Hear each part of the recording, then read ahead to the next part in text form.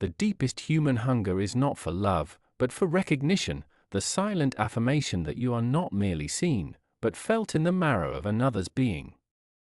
Most spend their lives chasing this through performance, persuasion, or possession, only to find themselves exhausted, another replaceable face in the crowd. But there exists a rare breed of souls who do not chase, they draw.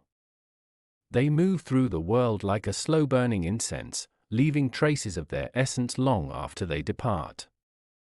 They are not options, they are luxuries. How does one cross this threshold?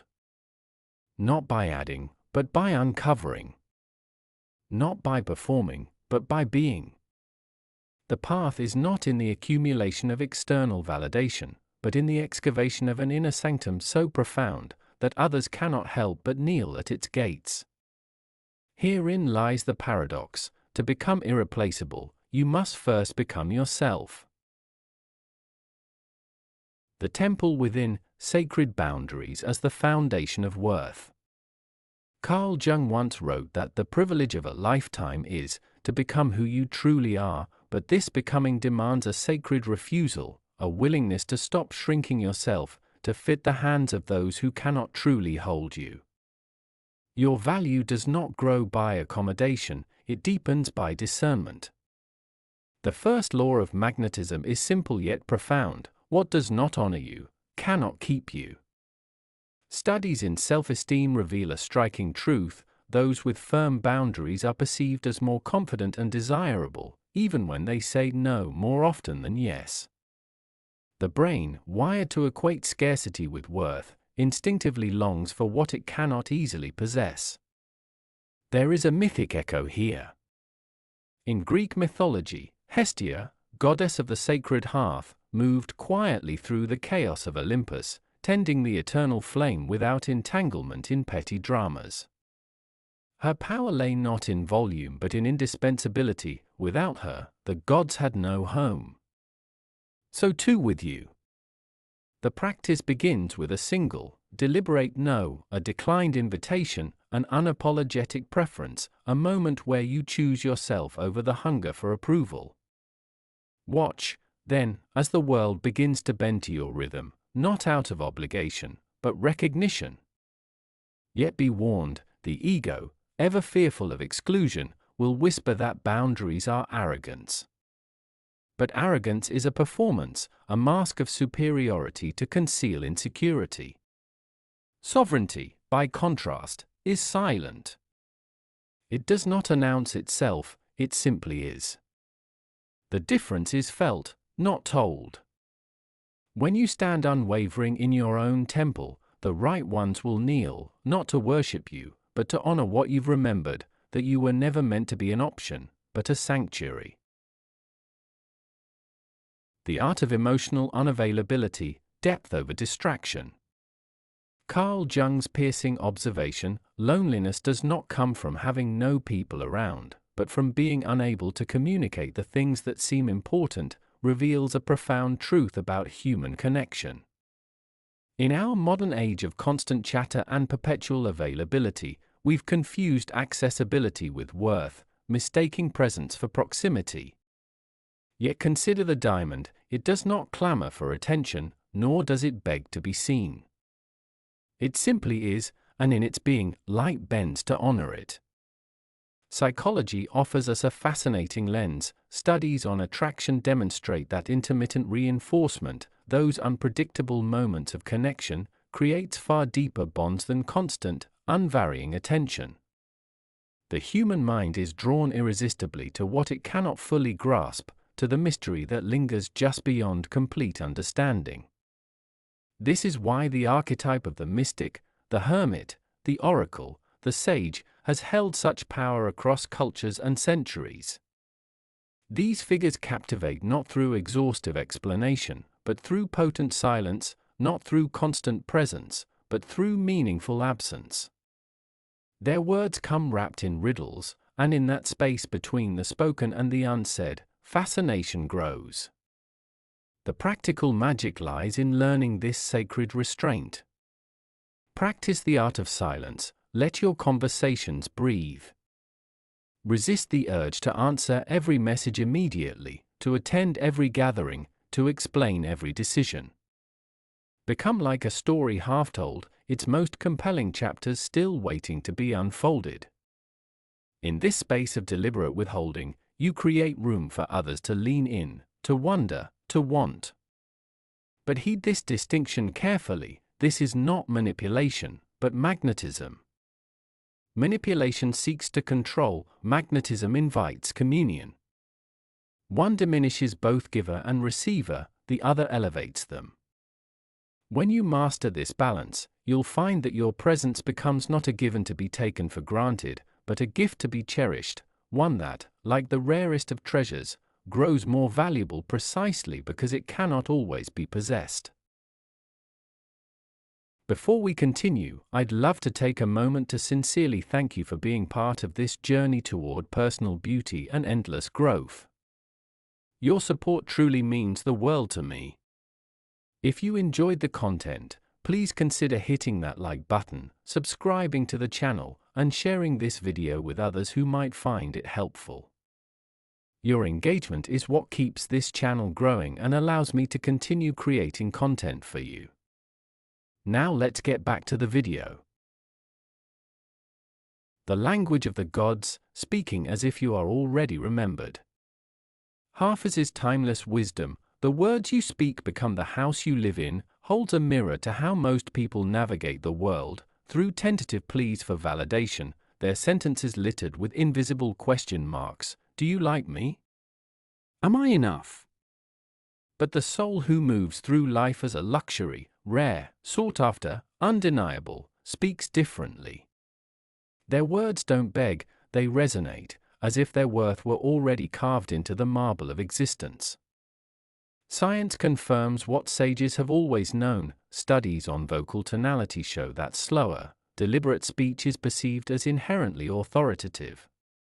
The brain, ever the pattern seeker, interprets hesitation as uncertainty, and uncertainty as weakness. Conversely, it reads measured certainty as power, like a deep gong vibrating through silence. This principle was embodied mythically by Ma'at, the Egyptian goddess of truth and order. She didn't argue truth, she was truth. Her words weren't debates but divine weights on the scales of reality, compelling those who heard them to align with her balance. The transformation begins internally. Rewrite the script that runs through your mind. Swap "I hope this is okay" for "this is what I choose." Shift from explaining to declaring, from justifying to simply being. This isn't about volume or verbosity, it's about the quiet thunder of conviction. Yet beware the ego's whisper, it will mistake this unshakable presence for arrogance. But arrogance is a performance, insecurity cloaked in dominance, while true authority is effortless. It doesn't announce itself, it radiates, like heat from a stone baked by the sun. When your words emerge from this place, they don't demand agreement, they command respect, becoming the walls of the unshakable temple that is your life. The ritual of absence, where longing is born. Carl Jung's haunting insight, "What is not resurrected in you will haunt you," speaks to the profound power of absence in shaping human perception. Just as a temple loses its sacredness when its doors never close, and just as perfume captivates precisely because it doesn't overwhelm the senses, your presence gains its greatest potency through deliberate withdrawal. Psychological research confirms this through the Zeigarnik effect, which demonstrates how unfinished or interrupted experiences linger in memory far longer than completed ones. Our minds instinctively cling to what remains just beyond reach. This truth echoes through mythology in the story of Persephone, whose power emerged not from perpetual visibility but from her cyclical descent into the underworld. It was her absence that made the world ache for her return, transforming her from mere goddess into enduring myth. The practical wisdom here is both simple and profound. Practice the art of strategic disappearance. Create space for others to feel your absence, to wonder, to reach. When you return, let your presence feel not like a constant obligation but like a rare gift, one whose value has been amplified by its temporary withdrawal. But heed this crucial distinction: absence must never slip into neglect. The former is a conscious choice that honors both yourself and others, the latter is an unconscious indifference that erodes connection. One is the measured pause between musical notes that makes the melody, the other is silence that kills the song.